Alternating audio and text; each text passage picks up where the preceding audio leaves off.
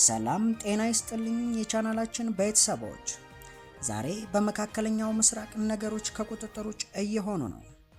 ቀጠናው ከዚህ ቀደም አይቶት የማያውቀው መጠነ ሰፊ ለውጥና ውጥረት ውስጥ ይገኛል። የእስራኤል ጦር በሊባኖስ ዋና ከተማ ቤይሩት ላይ የጀመረው ጥቃት፣ በቆጵሮስ የሚገኘው የብሪታንያ ጦር ሰፈር በኢራን ሰው አልቦች መመታትና በኢራን ሃይማኖታዊ መንግስት የስልጣን ሽግግር ዙሪያ ያሉ ሰበር መረጃዎችን አሰናድተን አቅርበናል። አብራችሁን ቆዩ። እንደ አልጀዚራ ዘገባ ከሆነ እስራኤል በሊባኖስ ዋና ከተማ ቤይሩት በሚገኘውና ዳህዬ ተብሎ በሚጠራው የሂዝቦላህ ይዞታ ላይ እጅግ ከባድ የአየር ድብደባ ፈጽማለች።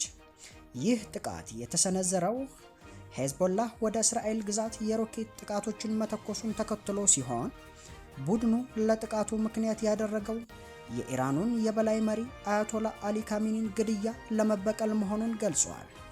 እስራኤል በዚህ ጥቃት አንድ ከፍተኛ የሂዝቦላህ አዛዥ መገደሉን አረጋግጣለች።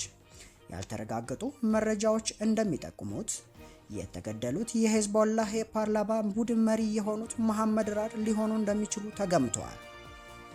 በዚህ ምክንያት ደቡባዊ ሊባኖስ ውስጥ የሚገኙ ከ50 በላይ መንደሮች ነዋሪዎች በአስቸኳይ እንዲለቁ በመታዘዛቸው በመቶ ሺህ የሚቆጠሩ ንጹሃን በረመዳን የጾም ወቅት ለከፋ ስደት ተዳርገዋል።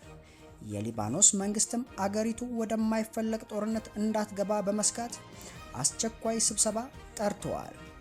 ውጥረቱ በሊባኖስና በኢራን ብቻ ሳይወሰን ወደ ሜዲትራኒያን ባህርም ተስፋፍቷል። ኢንዲያን ቱዴይ እንደዘገበው በቆጵሮስ የሚገኘው የብሪታንያ አየር ኃይል የጦር ሰፈር በድንገተኛ የድሮን ጥቃት ተመቷል።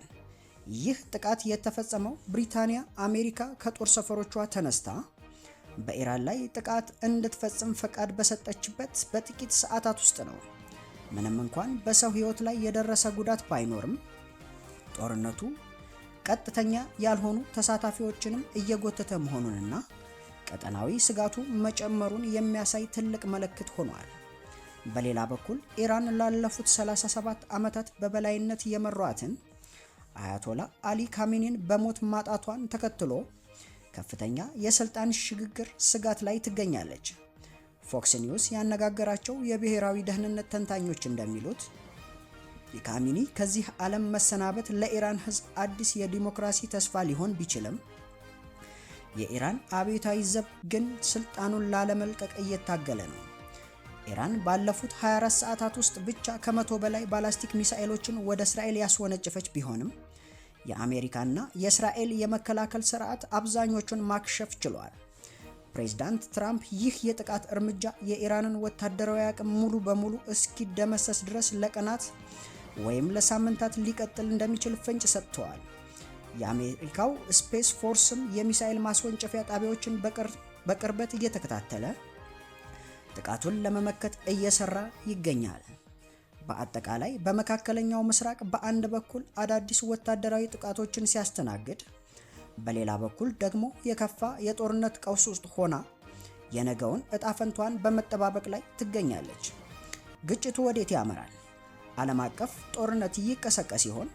ያላችሁን አስተያየት በኮሜንት ላይ አጋሩን።